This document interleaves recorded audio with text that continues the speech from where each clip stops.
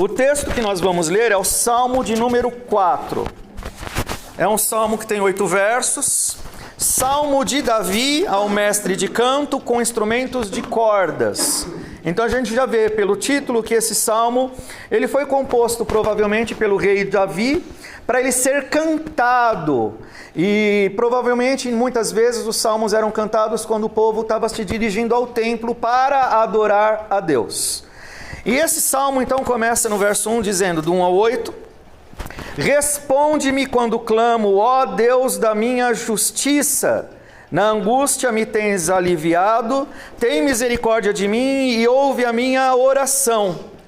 Ó homens, até quando tornareis a minha glória em vexame, e amareis a vaidade e buscareis a mentira? Sabei, porém, que o Senhor distingue para si o piedoso, o Senhor me ouve quando eu clamo por ele. Irai-vos e não pequeis, consultai no travesseiro o coração e sossegai. Ofereceis sacrifícios de justiça e confiai no Senhor. Há muitos que dizem, quem nos dará a conhecer o bem?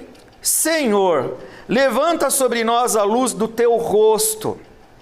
Mais alegria me puseste no coração do que a alegria deles quando lhes há fartura de cereal e de vinho. Em paz me deito e logo pego no sono, porque, Senhor, só Tu me fazes repousar seguro. Aqui termina esse salmo. Meus irmãos, como todo salmo, aqui nós temos uma poesia, é uma oração, é também um louvor, mas é um texto inspirado por Deus, carregado de ensino. Porque esse texto, esse salmo, ele nos mostra a respeito de uma espécie de embate, um tipo de luta que o salmista tem, e como salmo que é, isso é ensinado para as pessoas, a maneira como se vivencia, se empreende esse tipo de batalha, esse tipo de luta. Então o salmo começa com uma oração, em que se busca a Deus para que Ele responda quando nós clamarmos. Então o contexto desse salmo começa com um contexto de crise. O salmista então está buscando ao Senhor, está clamando a Deus e atribuindo a Deus, destacando de Deus um dos atributos dele, a justiça. Ó Deus da minha justiça. Então o salmista está clamando a Deus, querendo que Ele manifeste justiça. Isso indica que o salmista então está se sentindo injustiçado, ele está em apuros, ele está vivendo um tipo de luta em que ele é a parte fraca da luta, ele é a parte fraca dessa história, desse contexto. Então ele busca que Deus, ó Deus da minha justiça, na angústia me tens aliviado. Então o salmista, nessa luta, nesse contexto, ele tem experimentado angústia. Isso não é frescura, é uma indicação de que o salmista está realmente sofrendo por essa causa, e ele tem sido aliviado pelo Senhor durante esse contexto. Então o salmista não está clamando a Deus esperando que Deus simplesmente faça justiça. Ele tem desfrutado do bem do Senhor e ele também quer justiça.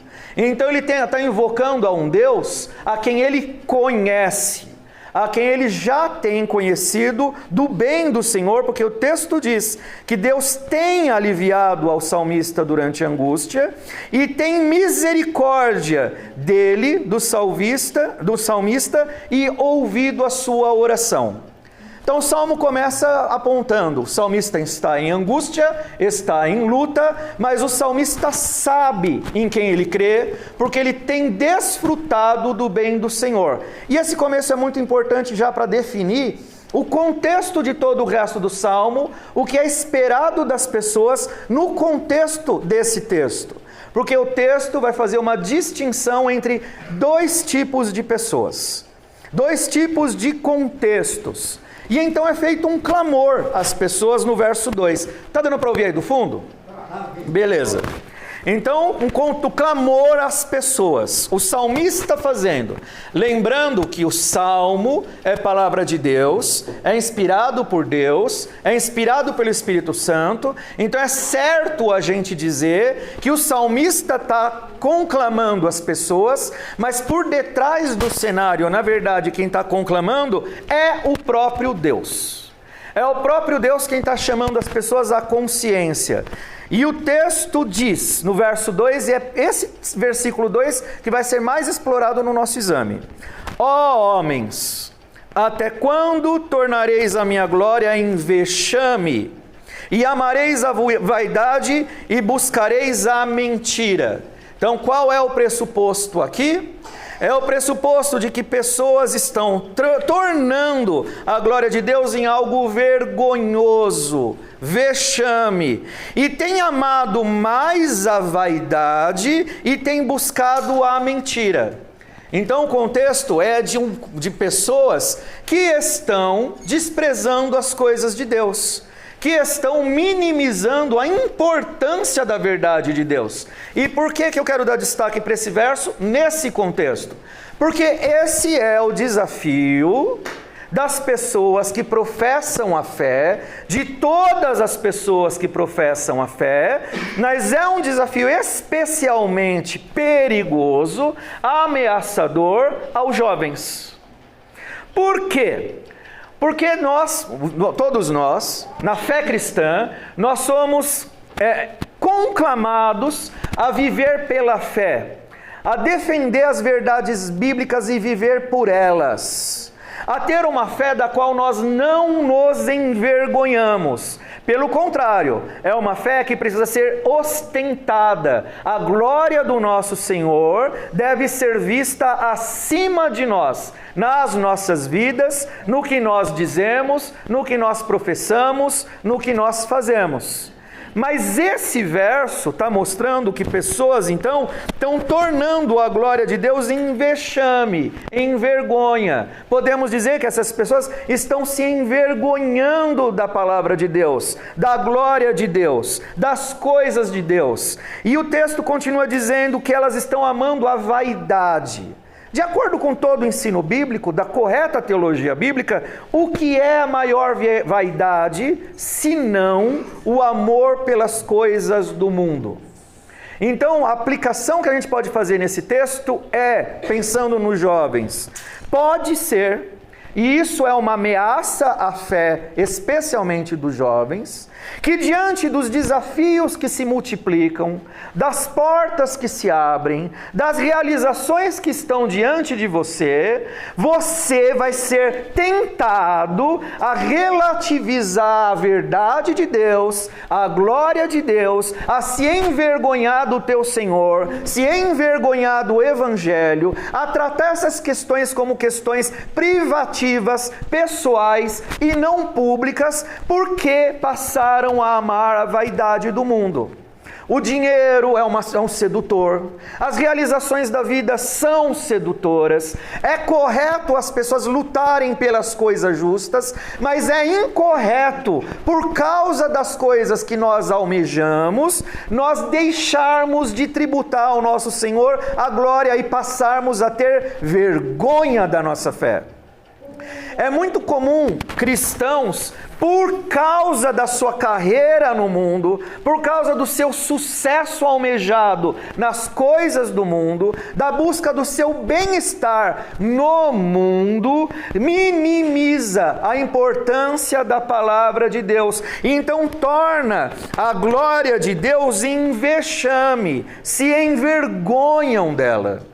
Ou então, muitas vezes, porque se aliam ao mundo, aos valores do mundo, escandalizam o Evangelho.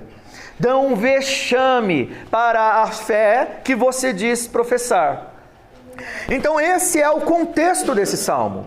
É um contexto de pessoas que conhecem a fé, mas de pessoas que, apesar de conhecerem ao Deus, que é o gerador da nossa fé, Então a fé vem de ouvir a palavra de Deus, é Ele que produz em nós a fé nele, a confiança nele. Diante das provações do mundo, muitas vezes nós somos tentados a diminuir, apagar, esconder aquilo que deveria ser glorificado.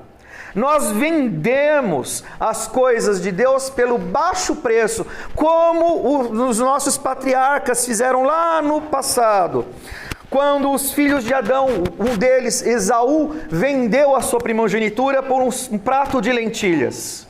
Muitas vezes nós somos tentados a fazer isso, a mercadejar, abrir mão das coisas de Deus por causa do nosso bem-estar mundano. E por que eu estou pensando nesse texto? Num contexto de jovens adultos. Porque vocês vão ser tentados nisso. Porque muitas vezes a carreira que vai aparecer diante de você, as oportunidades que vão aparecer de você, vão exigir, em primeiro lugar, que você relativize as verdades a respeito do teu Senhor e do reino do teu Senhor. Muitas vezes isso vai ser imposto para você como se isso precisasse ser colocado em segundo e em terceiro plano, para colocar em primeiro plano as glórias da vaidade do mundo. Mas guarda isso na tua consciência. A palavra de Deus deixa muito claro que a glória desse mundo nada é. Quem ama o mundo não pode amar a Deus, que é impossível amar a dois senhores, ao mundo e ao Senhor, às riquezas e ao Senhor. Então o desafio é grande, especialmente aos jovens, porque vocês têm diante de vocês um caminho que se desdobra, com muitas oportunidades, uma carreira pela frente, daqui a pouco a possibilidade de um casamento, de constituir família, mas o que o texto exorta, o que a palavra de Deus exige é, em primeiro lugar, a glória do teu Senhor. Amarás o Senhor teu Deus em primeiro lugar, com toda a tua alma, com toda a tua força e toda a tua consciência. E o texto continua. 3, verso 3. Sabei, porém, então porém é para fazer contraste com esse amor pela vaidade do mundo. Sabei, porém, que o Senhor distingue para si o piedoso. O Senhor me ouve quando eu clamo por ele. O Senhor distingue as pessoas. Ele não trata todo mundo igual. Ele distingue para si o piedoso. O Senhor tem como seu aquele que preserva a fé.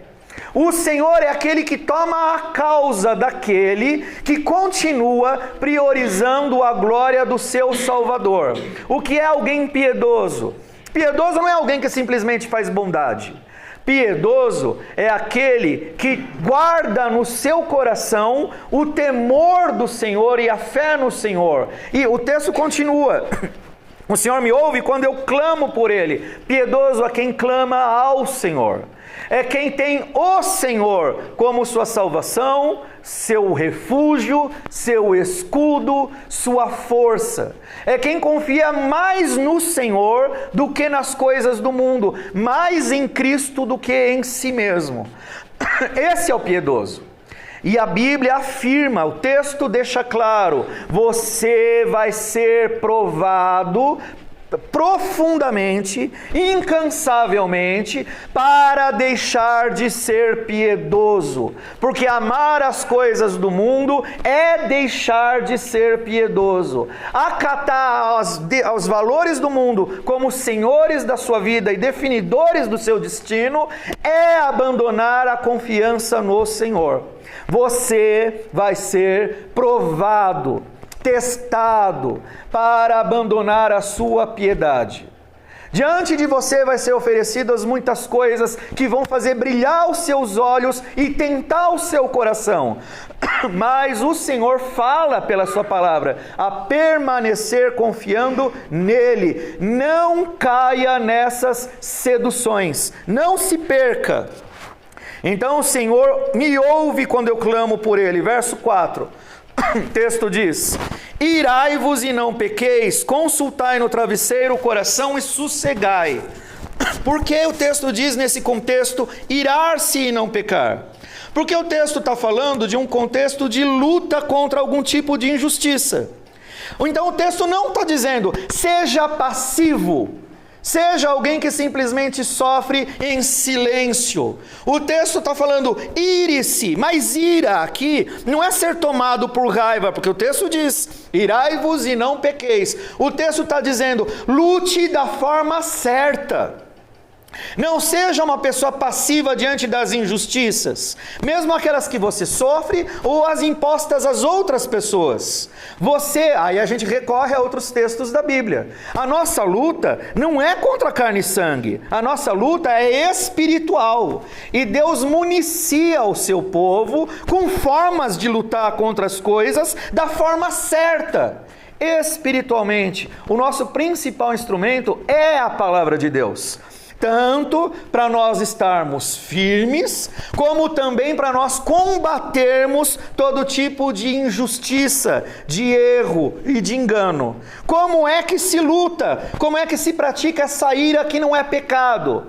Tomando parte na peleja como um servo de Cristo que anuncia a sua palavra e vive por ela.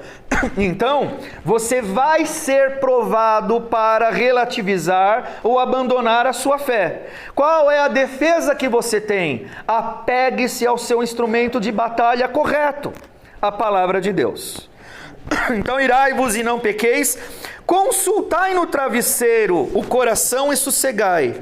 Porque quem usa esse tipo de artifício, quem se ira dessa forma, luta desse jeito, tem a consciência tranquila, não está cometendo pecado, pode deitar no travesseiro, consultar a sua consciência e sossegar.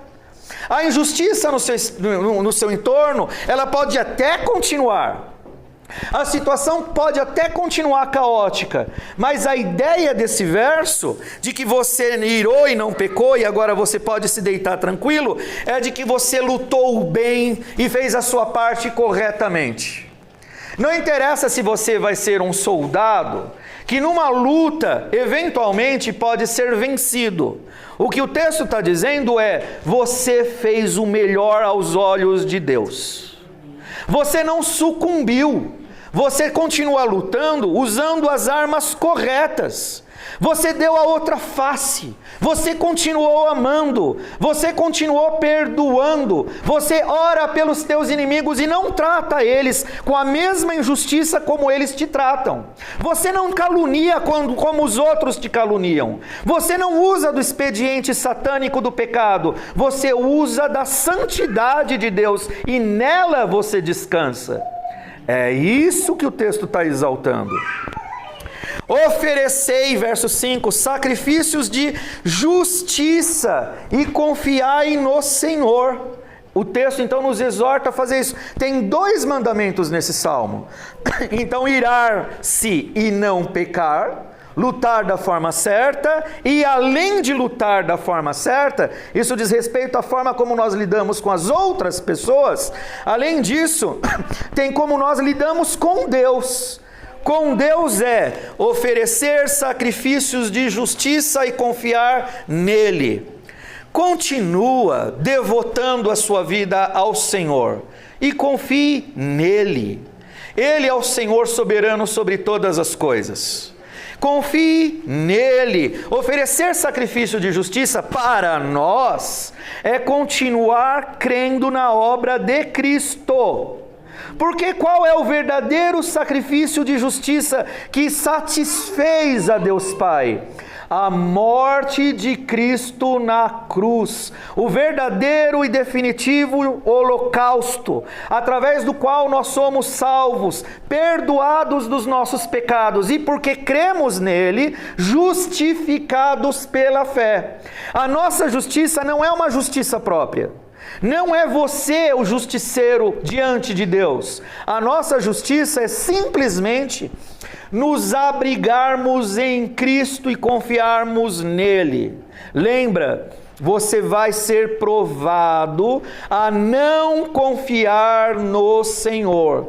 Você vai ser provado a negar a glória do seu nome. Enquanto o texto está te exortando, e a mim e a todos, a continuarmos confiando no Senhor, mesmo contra todo tipo de circunstância. Então, oferecer ao Senhor sacrifício de justiça e confiar nele. Verso 6. Há muitos que dizem, muita gente diz, o mundo diz, quem nos dará a conhecer o bem? E esse aqui é um discurso que parece que na nossa época é predominante, mas olha, esse salmo tem 3.000 anos. O mundo, aos olhos humanos, parece que sempre prevaleceu nele a injustiça. Quem nos fará conhecer o bem? As coisas não têm jeito. As coisas estão indo de mal a pior. O governo não presta. É assim mesmo. As coisas funcionam por meio de corrupção. Todo mundo faz errado. Que mal tem eu fazer errado também? É essa a questão que é sendo levantada aqui, que muitos dizem, quem nos dará a conhecer o bem? É a desesperança daqueles que não conhecem ao Senhor Jesus. Então existe aqui uma oração: Senhor, levanta sobre nós a luz do seu rosto. É aí, diante da desolação, do desconhecimento do bem no mundo, o texto no verso 6 termina com essa breve oração: Senhor, levanta sobre nós a luz do seu rosto. Só que o fato é que isso já aconteceu. Nós fomos iluminados com a manifestação plena de Deus na pessoa do seu Filho Jesus Cristo. O mundo estava em trevas, mas o mundo foi iluminado pelo nosso Senhor. A luz veio ao mundo, a luz do Evangelho brilha. Então, para nós que já conhecemos o Evangelho, já conhecemos o Senhor, nós não precisamos concordar com esse discurso mundano de que não existe esperança, porque o bem não é visto em lugar nenhum. Nós sabemos onde encontrar o bem. Não é na política, não é na realização pessoal, não é na carreira, não é na família, é em Cristo. É no Evangelho, é na obra que o Senhor Deus fez no seu Filho na cruz, quando os pecados das pessoas, dos eleitos de Deus, foram todos pagos nos sofrimentos do nosso Senhor, para que nós recebêssemos perdão e redenção. Não espere ver luz no mundo, veja em Jesus. A luz veio ao mundo. Então, tem muita gente que fica falando a respeito de uma expectativa de fé, o melhor de Deus estar por vir. Isso é uma mentira. O melhor de Deus já aconteceu de uma vez por todas. Foi Cristo, a sua encarnação, a sua obra. Deus pisou no mundo, viveu entre nós e resolveu o maior problema que nós não poderíamos resolver: o problema do nosso pecado. A cruz é o ato maior de Deus na história. Isso já aconteceu e isso diz respeito a todos nós. Quando nós olhamos para a cruz, entendemos o que Jesus fez, e necessariamente isso vai ter dentre dois efeitos em nós. O efeito mais desejado é o da fé. Crer no Senhor e nos submetermos a Ele. Esse é o efeito desejado. Mas existe o efeito que também acontece, e não é o desejado, mas é tão real quanto o desejado: o menosprezo, o cinismo. Tratar a obra de Jesus Cristo como algo menor do que o que de fato ela é.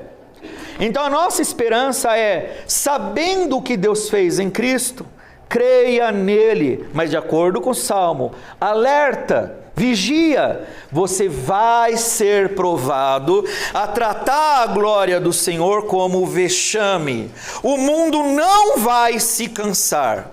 Ele vai trabalhar constantemente. Satanás vai agir constantemente com suas setas inflamadas, com suas mentiras, com suas seduções. A tua carne vai agir constantemente, querendo se entregar aos desejos do seu coração, carnais, ofendendo ao Senhor. 3 inimigos: você mesmo, o mundo e Satanás, incansavelmente vão querer fazer com que essa fé seja reduzida a uma vergonha, a um vexame. Não precisa ceder a isso. A luz já veio.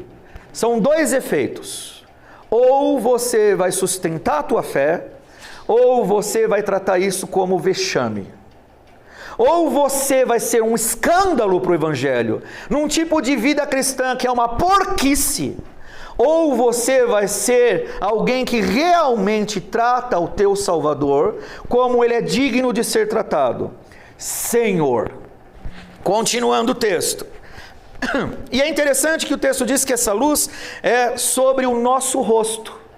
Essa luz não ficou lá no momento da história. Não é apenas há 2000 anos atrás. Ela aconteceu no momento da história há 2000 anos atrás. Mas cada vez que a gente se depara com a palavra de Deus, olhamos para Ele e fomos iluminados. Nossos rostos não serão confundidos. Cada vez que nos deparamos com o Senhor, seja pela palavra ou por oração, nós estamos sendo pessoalmente, nosso rosto, nossa identidade, eu mesmo, sendo tratado pessoalmente pela iluminação do Senhor. Isso é pessoal. E isso então é um privilégio. Então também corrija uma outra coisa. Você não tem comunhão com Deus apenas quando você está junto de outras pessoas. Como um momento como esse ou na igreja. Muito mais do que isso. Você deve ter comunhão com Deus pessoalmente, verdadeiramente. Até porque, num momento como esses, que é coletivo, a gente pode fingir que se importa com as coisas de Deus. É fácil fazer isso. Mas uma coisa que a gente não finge é quando a gente está sozinho. Então a verdadeira devoção a Deus é a pessoal. Seus rostos serem iluminados. 7. Mais alegria me propuseste no coração do que a alegria deles, quando lhes há fartura de cereal e de vinho. Olha o que a palavra de Deus está falando aqui. Teologia de prosperidade não existe. O texto está falando que no mundo existe fartura de cereal e de vinho. Mas existe um contraste muito grande aqui. Quem realmente tem a alegria no coração, a satisfação de ver-se e de se reconhecer amparado por Deus, perdoado por Deus, fortalecido, salvo, são somente aqueles que recorrem a Ele de verdade. Isso não existe no mundo dos perdidos. Deus não está do lado do pecado e do império do pecado. Deus está com os remidos. E nem sempre são os remidos que evidenciarão prosperidade visual. Os remidos evidenciam prosperidade espiritual. Os remidos têm salvação, os remidos têm a graça de Deus, os remidos têm acesso ao Pai, o véu está rasgado para eles terem acesso a Deus por meio de Cristo. Os mundanos não.